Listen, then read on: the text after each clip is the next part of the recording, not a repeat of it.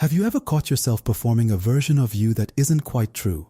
Not lying exactly, just editing, smoothing the edges before anyone can see them, showing the parts that get approval and quietly burying the rest, again and again, until it feels automatic.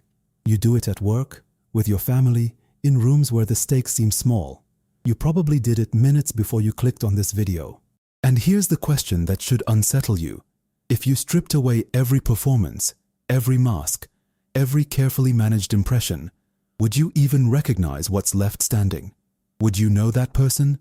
Or would it feel like meeting a stranger wearing your face? Most people never ask this. They're too busy managing the next impression to notice how far they've drifted from themselves.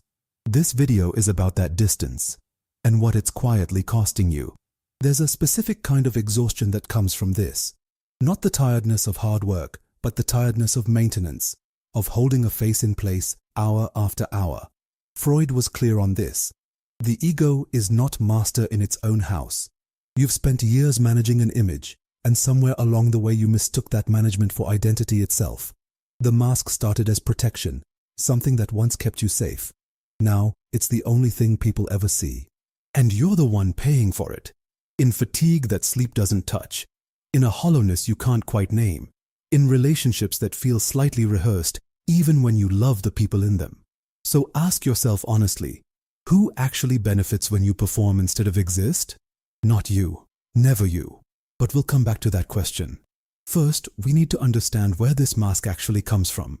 Because it isn't random, and it isn't recent. Freud gave us a map for this. And the map starts with repression. Not forgetting, repression. The mind doesn't erase what it can't tolerate. It buries it, alive in a place you can't easily reach without effort. Everything you learned was unacceptable to feel. Anger, need, desire, envy. Didn't disappear when you pushed it down.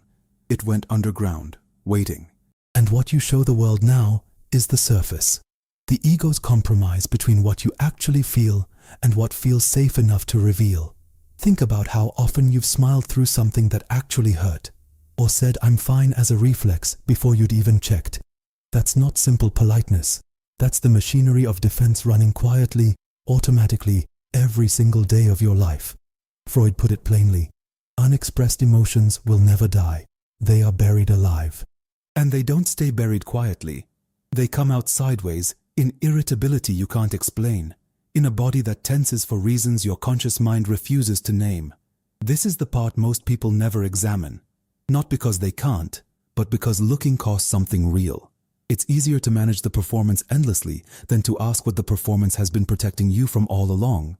That question sits underneath almost everything you do, unspoken, unexamined, quietly running the show, and avoiding it doesn't make it disappear.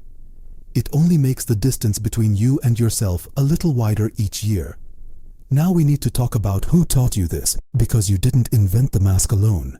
It was shaped, reinforced, rewarded by people and systems around you.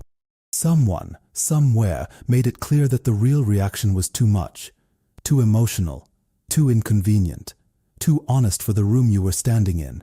Maybe a parent who couldn't hold your anger. Maybe a culture that turned vulnerability into a weakness to be managed rather than met. Freud would call this the pressure of civilization itself, the demand that instinct bend to what's acceptable to others. It's not a single villain you can point to and blame. It's 1,000 small transactions where you learned that being loved and being true were, apparently, two entirely different projects. And so you split. Public self, private self. The performer, and whatever waits quietly backstage. Unseen. Here's the uncomfortable part. You didn't just receive this pattern passively. You practiced it, day after day, until it became fluent. Every time the real reaction rose up and you swallowed it for approval, you reinforced the split a little more. But fluency in performance is not the same thing as peace, no matter how convincing it looks from the outside. And when you stop reacting to that old demand for approval, something in the system shifts. It suddenly has nothing left to work with. So let's be precise about the solution, because it isn't what most people assume it to be. This isn't about being real in some vague, performative way either. It's not about oversharing or dropping every boundary or mistaking rawness for authenticity itself. Freud's work was never about performing honesty for an audience. It was about making the unconscious conscious, quietly, for yourself first. Not to display it, to finally know it. Concretely, this looks like small, deliberate acts repeated over time. Notice the exact moment you're about to say, "I'm fine," and pause before the words leave your mouth entirely.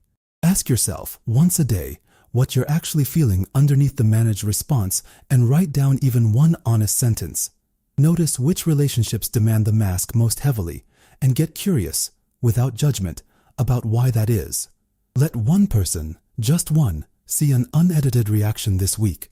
Irritation, sadness, uncertainty, without immediately smoothing it over for their comfort. Freud never promised comfort here.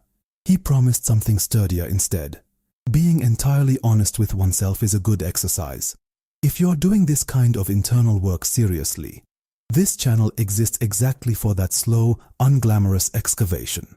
Expect resistance from yourself first, before anyone else notices anything has changed. The old defenses don't retire quietly. They'll tell you this is dangerous, selfish, simply too much to risk.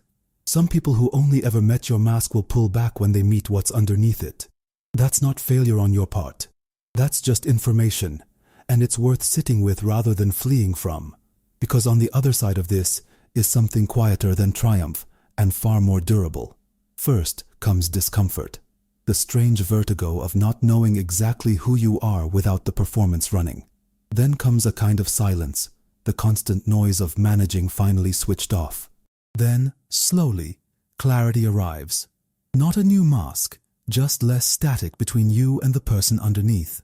You stop being a reaction to what others needed you to be, and you start being something that was simply allowed to exist on its own terms. Not louder, not more impressive, just less divided than before. Tell me in the comments, are you ready to know what's underneath the mask? And if you are, write this: "I'm done performing." Because what we're covering in the next video goes even deeper than this. Keep watching. It matters more than you think.